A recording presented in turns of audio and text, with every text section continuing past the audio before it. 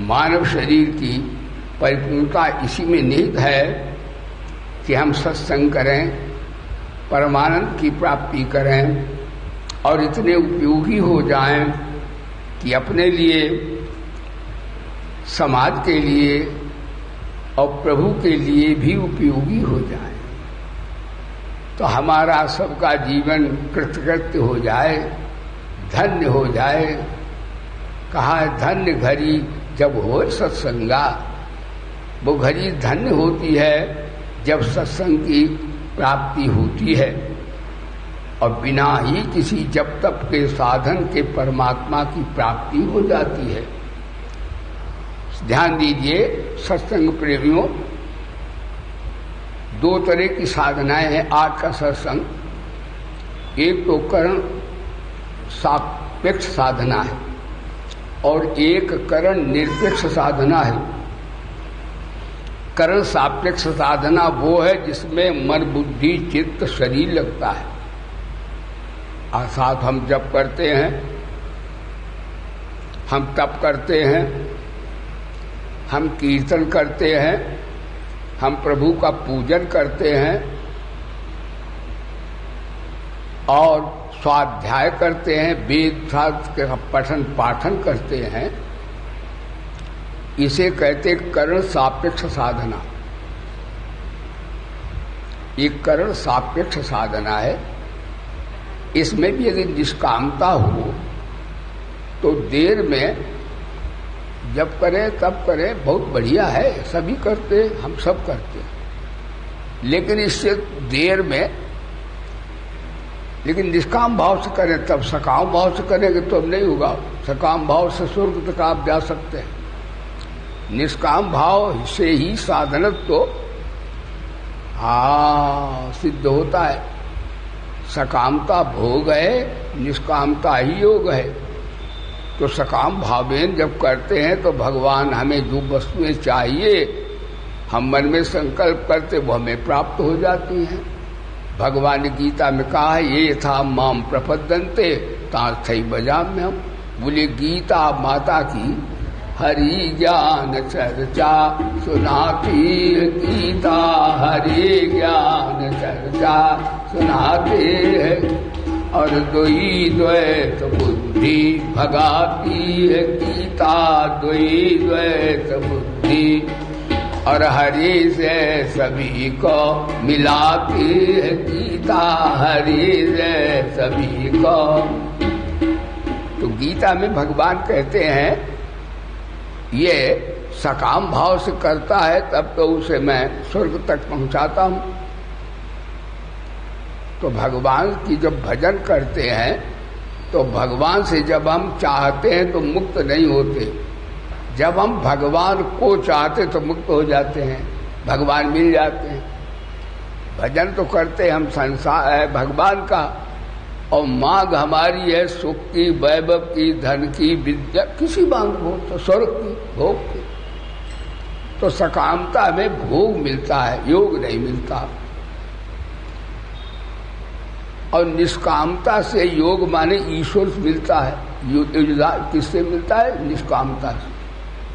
परमात्मा जिसको प्राप्त होना चाहता है उसके हृदय में निष्कामता उत्पन्न कर देता है। निष्कामता आते ही हमारे परमात्मा का पथ प्रशस्त हो जाता है। धन्य वे साधक जिनके हृदय में निष्कामता रूपी शक्ति ने अवतार लिया है, क्योंकि वो अनंत को प्राप्त करके कृतकृत्य होंगे। भगवान ने गीता में निष्कामता की महती प्रशंसा की और का कर्म योगो विशेष्यते। ये कर्मयोग विशेष है। करते करते भी अहंता ममता विसर्जित हो जाती है।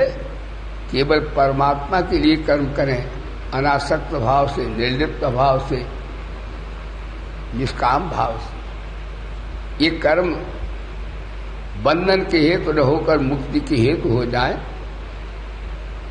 आज संसार में हाहाकार क्यों मचा है कि हम भोगी सब इकट्ठे हो गए और भोगी क्या चाहते हैं? भोग ऐश्वर्य और शक्ति। जो भोग चाहता है, ऐश्वर्य चाहता है, वो राग द्वेष से, काम क्रोध लोभ मोह से बच नहीं सकता, चाहे भले देवता हो जाए। तो एक साधना है निष्काम कर्म की। इसे कहते आज का परिवर्तन कर्ण सापेक्ष साधना, यानी जिसमें इंद्रियां लगती हैं उसे कर्म सापेक्ष साधना कहते हैं, और जिसमें इंद्रियों की कोई आवश्यकता नहीं है उसे कर्ण निरपेक्ष साधना कहते। शास्त्र में संत महात्मा गुरुजनों ने बताया, कर्ण निरपेक्ष साधना में कोई ध्यान ज्ञान नहीं, कोई पठन पाठन कुछ नहीं, क्योंकि इसमें इंद्रियों की जरूरत ही नहीं। कर्ण निरपेक्ष साधना में निष्काम भाव बना लेना बस। अभी सकाम भाव से अपना समझते थे, अपने बच्चों के लिए, अपने परिवार के लिए, समाज के लिए। अब वही कार्य करो निष्काम भाव से, बस ये सत्संग हो गया। निष्काम भाव से करने में कोई ध्यान की जरूरत नहीं है, कोई ज्ञान की जरूरत नहीं है, कोई पढ़ने की जरूरत नहीं है, कोई जप तप की जरूरत नहीं है, बोलो धर्म की।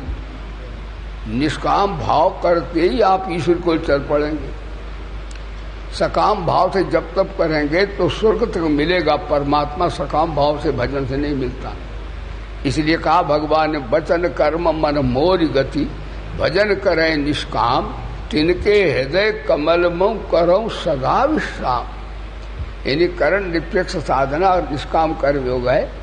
भगवान बोले जो निष्काम होता है उसका दिल हमको अच्छा लगता है, उसके दिल में मैं भी विश्राम करता हूँ। कितनी बढ़िया बात। आप चाहो तो भगवान को भी विश्राम दे दो, काहे के भोगों में आसक्त दुनिया की उन्नतियों में पढ़कर अपनी आत्मा को खो रहे हो। जिसे दुनिया की शक्तियां मिलती उसकी आत्मा खो जाती है। आत्मा को खोना नहीं, परम लाभ प्राप्त करो। यम लब्धा चलापम। अरे भाई, बाल बच्चे तो सुपर कुकर जोन में भी हुए। धन तो महाराज मजबूता हाथी के भी निकल आता है। अगर धन से बड़प्पन है तो कोयला से, मतलब कोयला से वो निकल आता है, क्या नाम, हीरा। और हंस के मोती निकल आता है। किसी आदमी का धन निकलता है क्या? यानी धन में भी पशु पक्षी आगे हम लोगों से।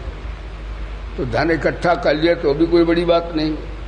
और बाल बच्चे सुपर कुकर बहुत होते हैं, ध्यान देना। इसलिए ये बातें अगर इंसान भी कर ले तो कोई बहुत बड़ी बात नहीं है। बड़ी बात क्या है कि जमाने में उसने बड़ी बात कर ली जिसने खुद अपने से मुलाकात कर ली। और भक्ति में कहते जिन राम न जाना, क्या जाना, तेरा वृथा हुआ आना जाना। अस्त भैया मैं नहीं कह रहा हूं कि आप निर्धन रहें, निर्बल रहें, लौकिक उन्नति ना करें, ऐसा भाव नहीं है। ये लौकिक उन्नति को आप अपनी आत्मा की उन्नति में बाधक माने, साथ निष्काम भाव से करें तो ये बाधा नहीं आएगी और लौकिक उन्नति बहुत बढ़िया हो जाएगी। तो निष्कामता और असंगता वेदांत की और प्रियता, ये कर्ण निरपेक्ष साधनाएं हैं। इसमें शरीर नहीं लगाना पड़ेगा, कोई मन बुद्धि लगाने की जरूरत नहीं है। असंगता माने जान लो संसार कुत्ते की पूंछ है, तो नाम रूप से आप असंग हो जाओ। क्या इसमें जप करना, क्या सब करना। और प्रियता, अभी परिवार से प्रेम था, पति पत्नी का, भाई बहनों का, समाज का प्रेम था, तो समाज से सेवा करो। इनको ये नहीं भाई बहनों को इनको त्याग दो, ऐसा नहीं है, इनकी सेवा करो। तो महाराज, लेकिन प्रेम किससे करो? प्रेम ठाकुर जी से करो, कि उनसे प्रेम निभेगा भी नहीं। मैंने देखा थोड़ी देर प्रेम होता, जहां स्वार्थ में आया प्रेम, वहां एक दूसरे के शत्रु हो जाते हैं, राग द्वेष करते हैं। प्रेम परमात्मा से ही हो सकता है। इसलिए प्रेम करो परमात्मा से, सेवा करो समाज, अपने लिए करो त्याग। इसमें कौन सी मन बुद्धि लगाने की जरूरत है, कौन से जप तप करना है। इसलिए सत्संग से तुरंत ज्ञान होता है। कहते क्षणमात्र के सत्संग से अजामिल क्या हो गया, गणिका तर गई। बड़े बड़े पापियों का उद्धार हुआ क्षणमात्र के सत्संग से। ये आप लिखते पे सुन रहे हैं। आपने कल श्रवण किया था कि भगवान ने कहा देखो जब जब संसार में यह अव्यवस्था फैलती है तब तब आकर के मैं ये सत्संग की श्रृंखला अधर्म बढ़ता है तब तक मैं क्या करता हूं, हाँ जी ये आता है कौन सुमंत साहब हो, हाँ मैं बहुत से जन्म लेता हूं और योग की शिक्षा देता हूं, कर्ण निरपेक्ष साधनाएं सिखाता हूं और मैं सब प्राणियों के पूर्व जन्म को भी जानता हूं। इसका अर्थ हम लोग परमात्मा की नजर से नहीं छिप सकते। भगवान सब जगह हम लोगों को देख रहे हैं। भगवान बोले उन जन्मों को तुम नहीं जानते हो, मैं तुम्हारी हर हरकत को हर जन्म को जानता हूं। हाँ जी, और अजन्मा भी हूं, संन्यात्मा परमात्मा ईश्वर भी हूं, तो भी प्रकृति को अधीन कर लेता हूं।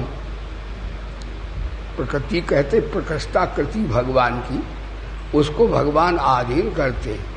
एक प्रकृति स्थूल रूप में है, एक परम प्रकृति दिव्य रूप में है, जिन्हें हम कह सकते हैं, कल आपने श्रवण किया, राधा, सीता इत्यादि। तो प्रकृति को अंगीकार करके शुद्ध ब्रह्म तो कोई शिक्षा कोई क्रिया नहीं कर सकते सिखाने के लिए योग के, तो भगवान माया को अंगीकार कर लेते हैं। माया परमात्मा पर पर्दा कभी नहीं डाल सकती, इसलिए भगवान बोले बार बार आता हूं। और कब कब आते हैं भगवान? भगवान बोले जब भोगी इकट्ठे हो जाते हैं, जब शरीर संसार को सच्चा मानने वाले और धन के पीछे पागल होने, धन का संचय करना, पागल होना चाहिए परमात्मा के पीछे। धन को संचय करो निष्काम भाव से, हाँ ज्यादा उसके इकट्ठे करने के चक्कर में नहीं रहना चाहिए, नहीं तो धन की महत्ता बढ़ेगी, परमात्मा की महत्ता घट जाएगी। महत्ता बढ़ाओ भगवान, पैदा करो धन, बाल बच्चे हों, सभी कोठिकारे हों, लेकिन उनसे आसक्ति, ममता और वासना न हो,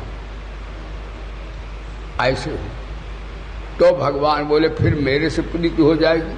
तो भगवान बोले फिर मैं क्या करता हूं, संभवामी युगे युगे, मैं तैयार होकर आता हूं। जो शरीर संसार को और कामना में गलगाव हुए हैं और वो सत्पुरुषों को भी, त्यागियों तपस्वियों को भी अधर्म बढ़ रहा है। अधर्म कब बढ़ता है?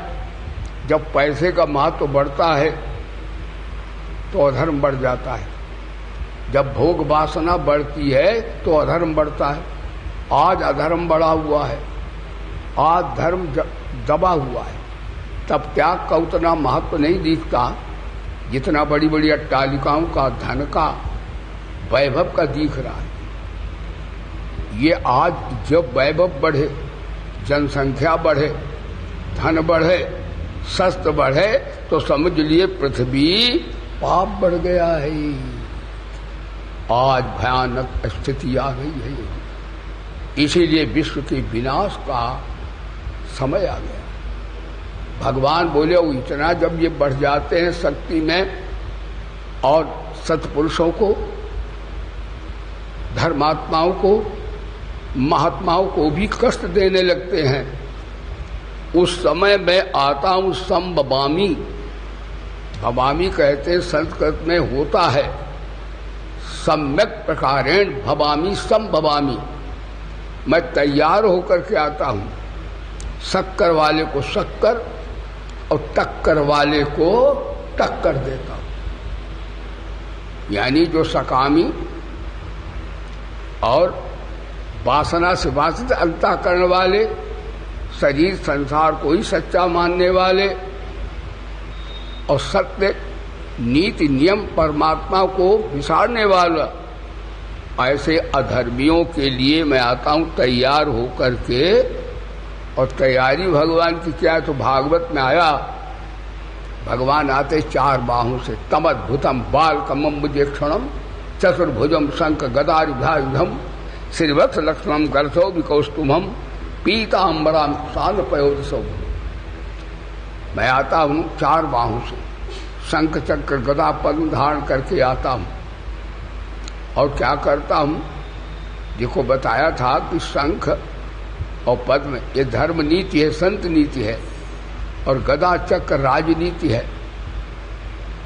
तो जो दुष्कर्मी हैं, झूठे हैं, संसार को सत्य मानने वाले हैं, ईश्वर और सत्य का तिरस्कार करने वाले हैं, उनका मैं सफाया करता हूं, राजनीति करता हूं। और संतों का तो मैं सेवक बनता हूं। भगवान सेवक तो बन जाते हैं। राजनीति क्या कहती है? राजनीति तो यही कहती है उनके साथ जो दुष्प्रवृत्ति वाले अधर्मी हैं उनका सफाया कर देता हूं, पिटाई करता हूं, ताड़ना देता हूं। राजनीति कहती जो तू को कांटा बुबे ताए बोए तू भाला, वो भी साला क्या जानेगा पड़ा किसी से पाला। और संत नीति संतों से, संत नीति क्या कहती है? जो तुमको कांटा बुबे ताए बोए तू फूल, तोय फूल के फूल है बाको है त्रिशूल। इस प्रकार मैं धर्म की स्थापना करता हूं। और एक बात है, धर्म की स्थापना करने के लिए मैं छोटा बन के आता हूं।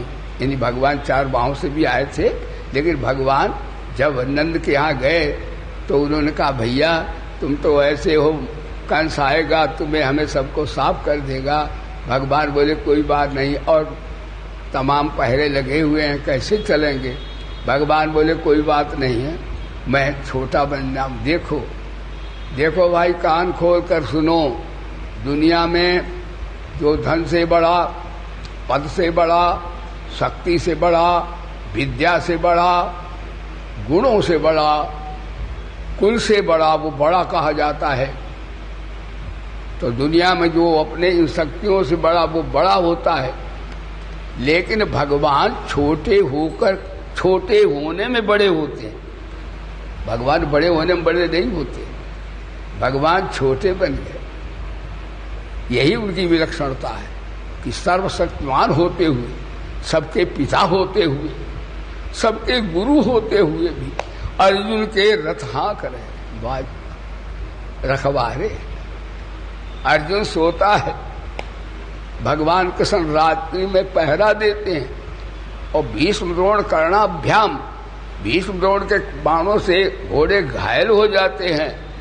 तो महाभारत में आता है भगवान रात्रि में उनकी मलहम, उनके घोड़ों के चरणों की मलहम पट्टी करते हैं। इतने छोटे बन जाते हैं, भला पता। तो भगवान जब जब बाल गोपालों से खेल होता है, वहां भी भगवान हार जाते हैं, भक्तों को जिता देते हैं। सज्जनों, दुनिया वाले शक्ति पाके बड़े हो जाते हैं। बड़ा होता बड़ा वो बड़ा होता है। हमारे भगवान इतने बड़े हैं कि छोटे होकर के ही वो बड़े बनते हैं। यानी परमात्मा एक ऐसी शक्ति है जो छोटा होकर के भी महान है, और बड़े होकर के भी क्या दही बड़े महान नहीं है। बड़ा वही है जो भगवान के चरणों का अनुरागी है, या अपने आत्म स्वरूप को उसने जान लिया है, या निष्काम भाव से समाज की सेवा की है। वो चाहे झोपड़ी में रहता हो, चाहे उसके पास खाने को सायंकाल न हो, वो वास्तव में वो बड़ा महान पुरुष है। बोली सच्चिदानंद भगवान, क्योंकि वो दुनिया को देता है और दुनिया से लेते हैं। वो देता है, देना योग है, लेना भोग है। तो भगवान बोले संभवा मात माया। देखो छोटे हो गए भगवान, और छोटे होकर क्या करते, यही भगवान की विलक्षणता है कि महान पिता होते हुए, बड़े होते हुए बालक बन गए। और फिर ऐसी लीला करते हैं कि मानो अज्ञानी जैसी। बड़ा छुप जाते हैं। एक बात बताएं, जो संसारासक्त आदमी हैं उनको भगवान ममता वासना कामना के कारण घूमते हैं, लेकिन वो नहीं जानते ही नहीं। वो जानते हैं कि कृष्ण को आदमी मानते हैं।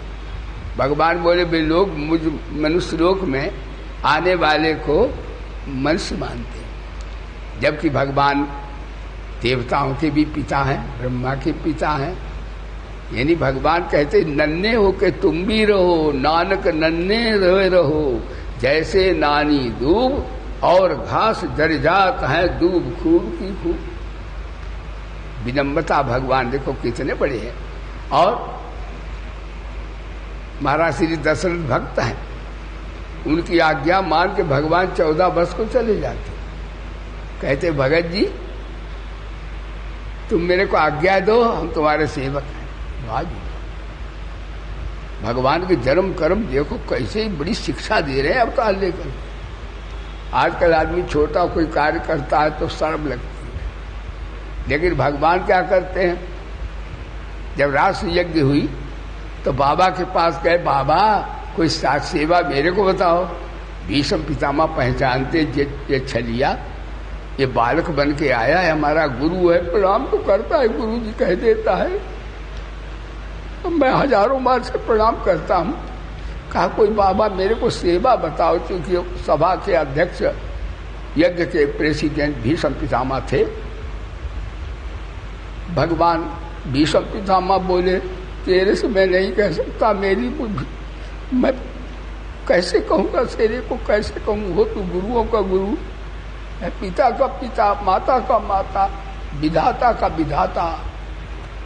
लेकिन भगवान बोले कोई बात नहीं बाबा, कोई नहीं है, दुर्योधन आया, कोई सेवा जूठी पत्तल उठाने वाला और पैर धोने वाला कोई नहीं है। कृष्ण पादा बने जने, हमारे भगवान छोटे होकर के देखो क्या शिक्षा दे रहे हैं। उन्होंने सबके चरण धोए, कितनी बढ़िया बात। और अपना सब कुछ होते हुए छोटे बन जाते हैं, लेकिन उनकी महानता में अंतर नहीं आता है। भगवान कृष्ण कैसे कार्य करते हैं। पूतना आई तो देखो छोटे हैं, यशोदा मैया की गोद में बड़े छोटे हैं भगवान। 6 दिन के भगवान ने यशोए पूतना जैसी राक्षसी को धराशायी कर दिया। ये नहीं उनकी भगवत्ता में, उनके पावर में कभी नहीं आती। वो छोटे होकर बड़ा काम कर देते, लोग उसे जान नहीं पाते। यानी 6 दिन में कृष्ण ने पूतना का संहार कर दिया था। 3 महीने के बाद उन्होंने जो है वो आया था रेणुकासुर आए, यानी कौन कौन असुर आए, उसका संहार कर दिया। और 7 वर्ष के कृष्ण ने गोवर्धन पहाड़ उठा लिया। यानी ये सब कार्य भगवान लीला करते हैं। छोटे तो हो जाते हैं, लेकिन छोटा कार्य का छोटे होकर के भी महान है भगवान। अणोरणियान मैं तो महियान वेद भगवान कहते हैं। तो भगवान ये सभी लीलाएं, दिव्य लीलाएं करते हैं और हमें शिक्षा देते हैं कि जिस प्रकार मैं कार्य करता हूँ उसी प्रकार तुम भी विनम्र भाव से, निष्काम भाव से, सबके हित के लिए, सबके कल्याण के लिए कार्य करो तो तुम भी नारायण पद प्राप्त कर लोगे। आज हम यहीं पर समापन करते हैं। मेरे साथ जोर से जयकारा लगाइए, प्रेम से बोलिए गीता माता की, श्री गायत्री माता की, गंगा मैया की, श्री भोले बाबा की, श्री पवन सुत हनुमान की, श्री गुरुदेव भगवान की। सर्वे भवन्तु सुखिनः, सर्वे सन्तु निरामया, सर्वे भद्राणि पश्यन्तु, मा कश्चित् दुःखभाग् भवेत्। ओम शांति शांति। बोले गुरुदेव भगवान की जय।